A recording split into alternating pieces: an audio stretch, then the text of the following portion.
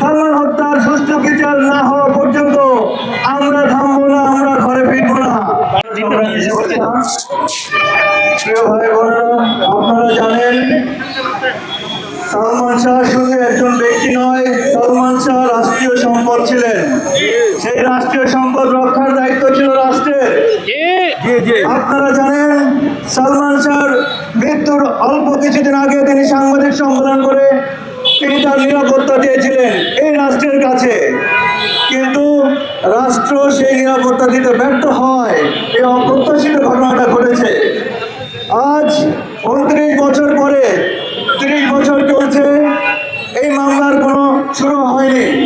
আপনারা জানেন গত 20 তারিখে মহামান্য আদালত এটিকে হত্যা মামলা হিসেবে রায় দিয়েছে এবং সেই আলোকে রমনা থানায় মামলা হয়েছে।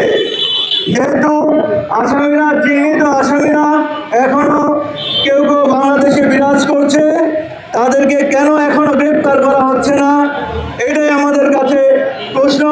আপনাদের মাধ্যমে আমরা প্রশাসনকে জানিয়ে দিতে চাই, অনতিবিলম্বে এই চিহ্নিত আসামিদেরকে গ্রেপ্তার করা হোক, প্রয়োজনে তাদেরকে রিমান্ডে নিয়ে জিজ্ঞাসাবাদ করা হোক। আমি একটু মনে করিয়ে দিতে চাই, কোনো ঘরে যদি কোনো ব্যক্তি আত্মহত্যা করে মৃত্যুবরণ করেন, সেই ঘরে যে ব্যক্তি উপস্থিত থাকবে তাকে কেন জবাবদিহিতার আওতায় আনা হবে না? একজন মানুষ যদি পাশের ফ্ল্যাটে মারা যায়, পাশের ফ্ল্যাটের বাকি লোকজন কেন জানতে পারবে না? আমরা বলতে চাই, আমাদের যে নথিগুলি ছিল সেগুলো পুরো তদন্তের মাধ্যমে অতি সত্বর সালমান শাহ হত্যাকারী হিসেবে চিহ্নিত যারা বাংলাদেশে এখনো বিরাজ করছে তাদেরকে গ্রেফতার করা হোক। আমি বলতে চাই, সালমান শাহ মহানায়ক।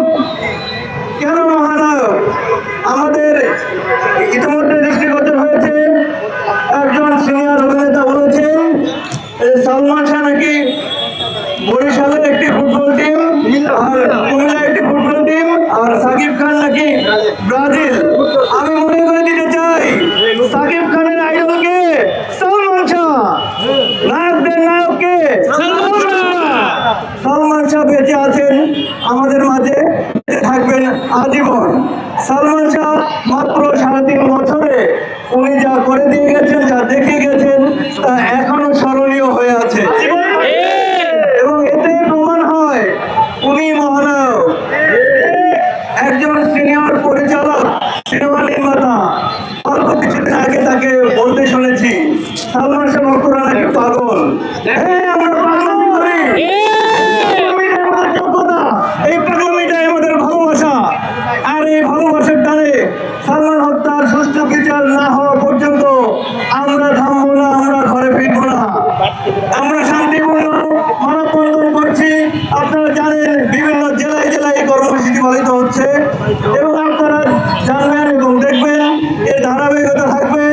যদি আমরা সুষ্ঠু বিচার না পাই, আমরা প্রয়োজনে আমরণ অনশন করবো।